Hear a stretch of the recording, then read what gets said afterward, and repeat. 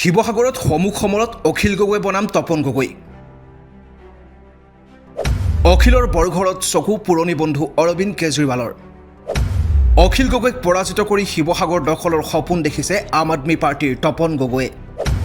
সন্মানীয় শিৱসাগৰ বিধানসভা সমষ্টিত ৰাইজৰ দল আৰু আম আদমি পাৰ্টিৰ মাজত যুঁজ এখন হ'ব। আসন্ন অসম বিধানসভাৰ নিৰ্বাচন। দিছপুৰৰ মসনদ দখলৰ বাবে কঁকালত টঙালি মানিছে ৰাজনৈতিক দলসমূহে। অসমৰ ৰাজনীতিত শিৱসাগৰ বিধানসভা সমষ্টিয়ে বিশেষভাৱে দৃষ্টি আকৰ্ষণ কৰি আহিছে। শিৱসাগৰৰ ৰাজনীতিত এতিয়া চৰ্চালৈ আহিছে এগৰাকী প্ৰাৰ্থিত্ব প্ৰত্যাশী তপন গগৈ।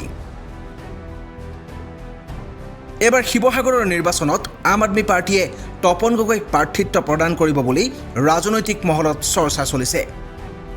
শিৱসাগৰৰ চেৰেকাপাৰৰ যুৱ সমাজকৰ্মী তপন গগৈয়ে ইতিমধ্যে প্ৰচাৰ কাৰ্য আৰম্ভ কৰিছে।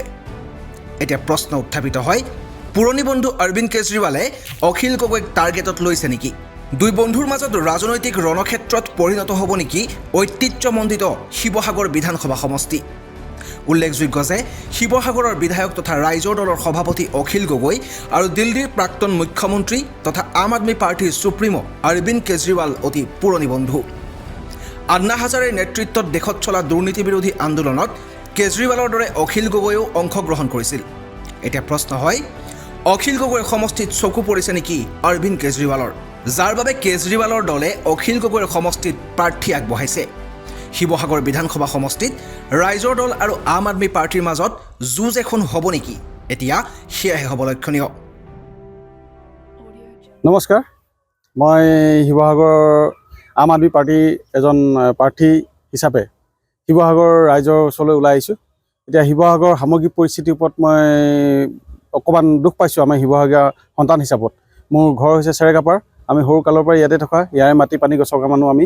গতিকে এই পৰিস্থিতিক লৈ আমি যিখিনি আমি অতীজৰ পৰা দেখি আহিছোঁ, বিভিন্ন দল সংগঠন আদি কৰি পেলাই এতিয়া বৰ্তমানলৈকে যিমানখিনি পৰিস্থিতি আমি সন্মুখীন হৈছোঁ, আজিলৈকে যিমানখিনি আমি পাইছোঁ, তাৰ ওপৰত আমি অতিকৈ অসন্তুষ্ট।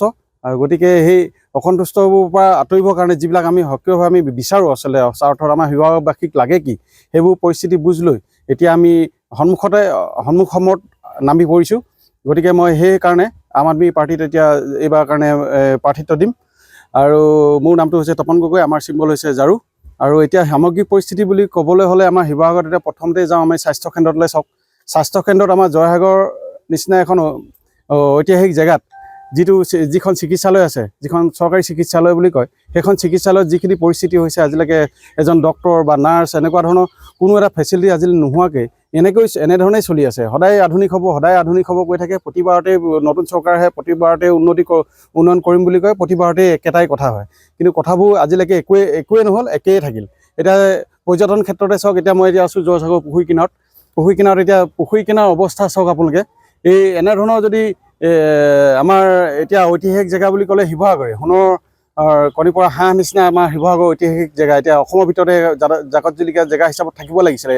কিন্তু প্ৰকৃতাৰ্থত সেইটো হোৱাই নাই আৰু হ'বনে কোনো আশা ব্যঞ্জক দেখা নাই তাত। প্ৰতিবাৰে আহে ইলেকশ্যনৰ আগত চবেই কয় যে আমি উন্নয়ন কৰিম, আমি আমুকটো কৰিম, আমি আমুক তামুকটো কৰিম। কিন্তু কৰিছেনে সঁচাকৈ ৰাইজে আপোনালোকে বিচাৰ কৰিব। আৰু এতিয়া পাৰে যিখিনি এতিয়া ব্যৱসায় বাণিজ্য যেনেকৈ ধৰণে চলাবলৈ হৈছে, যি ধৰণৰ কৰি আছে, এতিয়া আপোনালোকে যদি শিৱসাগৰ বাহিৰৰ মানুহ হয়, আপোনালোকে এদিনীয়াকৈ আহি একো বুজি নাপায়। কিন্তু শিৱসাগৰ বাকী ৰাইজে হৈছে, শিৱসাগৰ ভিতৰৰ মানুহখিনিয়ে অত্যন্তভাৱে লজ্জিত হৈছে এই বিষয়বিলাক চাই মেলি চিটি। আমাৰ ঐতিহাসিক জেগা বুলি কথাহে পত্ৰহে হৈছে, অকল কৰ্মক্ষেত্ৰত হোৱা নাই। এই ক্ষেত্ৰত আমি বিশেষভাৱে আগভাগ ল'ব লাগিব। আৰু আগভাগ লোৱাৰ উপৰিও অকল কথাৰে নহ'ব, কৰ্মৰে কৰিব লাগিব। আমি প্ৰত্যেকটো বাৰতে যদি ইলেকশ্যনৰ আগে পিছে যদি এনেকৈ কথাবোৰ কৈ যাওঁ আৰু কৰিম কৈ উন্নত আমাৰ শিৱসাগৰে পালে কি, কিন্তু যিজন বৰ্তমান চৰকাৰ চলি আছে তেওঁলোকৰ দলৰ মানুহে কয় বোলে পালে কি, কিন্তু কি পাইছে কি নাপাইছে তেওঁলোকেতো অন্ততঃ সেইখিনি কাম কৰি চাব লাগে। আৰু সেইবোৰ এতিয়ালৈকে হোৱা নাই। গতিকে এইবোৰ অতিকৈ লজ্জাজনক বিষয়বিলাক আমাৰ শিৱসাগৰবাসী ৰাইজ হিচাপে আমি লজ্জাবোধ কৰোঁ। কাৰণ সেই ক্ষেত্ৰত আমি মানে তাৰপিছত আহিছে আপোনাৰ স্বাস্থ্যকেন্দ্ৰৰ পৰা আদি কৰি এতিয়া শিক্ষা বিভাগতে চাওক। শিক্ষা বিভাগত আপোনাৰ যিখিনি এতিয়া দেখিছে আপুনি, এতিয়া শিক্ষাখণ্ড হিচাপত আমাৰ এই পুখুৰীপাৰতে এখন কলেজ আছে। সেই কলেজখনত এতিয়া যিটো পৰ্যায়ৰ এতিয়া শিক্ষা পাব লাগিছিলে আৰু যেনেকুৱা ধৰণৰ শিক্ষা পাব লাগিছিলে, অকল এইখন মহাবিদ্যালয় বুলি বা এতিয়া বিশ্ববিদ্যালয় কৰিলে, বিশ্ববিদ্যালয়ৰ নামতহে হৈছে, মহাবিদ্যালয় হিচাপেই আছে। কিন্তু মহাবিদ্যালয় হিচাপত থাকোঁতে যিখিনি ফেচিলিটি বা যিখিনি এতিয়া আমাৰ আধুনিকতাৰ যুগত যিখিনি ধৰণৰ কৰিব লাগিছিলে, যিটো পৰ্যায়ত শিক্ষা গ্ৰহণ হ'ব লাগিছিলে, সেই পৰ্যায়টো পোৱাগৈ নাই।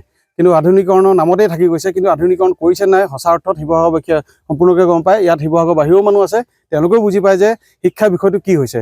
আমাৰ অকল শিৱসাগৰ বুলিয়ে নহয়, আমাৰ গোটেই অসমতো তেনেকুৱাই হৈ আছে। গতিকে এই ক্ষেত্ৰত বিশেষভাৱে আমি পদক্ষেপ লোৱা আৰু আমাৰ প্ৰতিশ্ৰুতি আছে। এই বিষয়ত আমি প্ৰতিশ্ৰুতি নহয়, কথা নহয়, আমি কাম কৰিম। আৰু সেই বিষয়ে তাৰপিছতে আছে আপোনাৰ পৰ্যটন বিভাগটো দেখিছেই।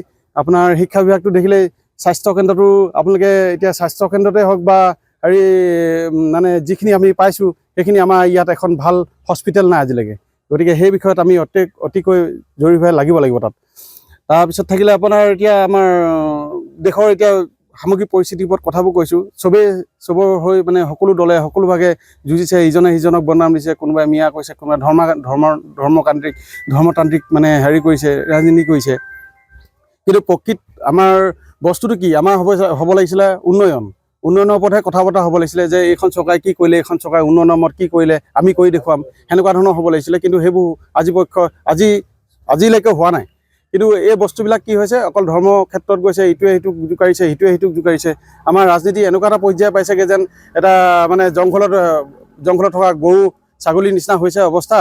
আৰু এতিয়া আমাৰ গোটেইখিনিকে মানে এতিয়া মানুহখিনি আমি এটা কি বুলি ক'ম, এতিয়া মানুহবোৰে যেনেকৈ যোনফালে ঢাল খাইছে সেইফালেও ঢাল খাই গৈছে। কিন্তু এই বিষয়ত মানুহবিলাকে ৰাইজে চাব লাগে। আমি এতিয়া মানুহ হিচাপত প্ৰকৃততে পৰিচয় দিবলৈ হ'লে আমি ৰাইজ হিচাপত আমাৰ নিজৰ মৌলিক অধিকাৰ হিচাপত মৌলিক অধিকাৰটো যে খৰ্ব হ'ব নালাগে। মৌলিক অধিকাৰটো আমি নিজৰ অধিকাৰটো নিজে সাব্যস্ত কৰিব পৰাকৈ আমি গোটেই ৰাইজক এইটোৱে অনুৰোধ জনাইছোঁ যে তেওঁলোকে মৌলিক অধিকাৰ খৰ্ব নকৰিব। সাধাৰণ 2-3টা আঁচনি লৈ আপোনালোকে গোটেই জীৱন সংগ্ৰামটো চলাব নোৱাৰিব। আপোনাৰ উত্তৰ পূবফালে চাব, পূৰ্বপুৰুষে কি গ'ল সেইবোৰ বাদ দিয়ক। এতিয়া উত্তৰ পূবফালে কি কৰিব সেইটোৰ ওপৰত বেছি গুৰুত্ব আৰোপ কৰাটো প্ৰাধান্য দিব লাগে। এই বিষয়ে তাকে কৈ মই এতিয়া বক্তব্যটো সামৰণি মাৰিছোঁ। ধন্যবাদ।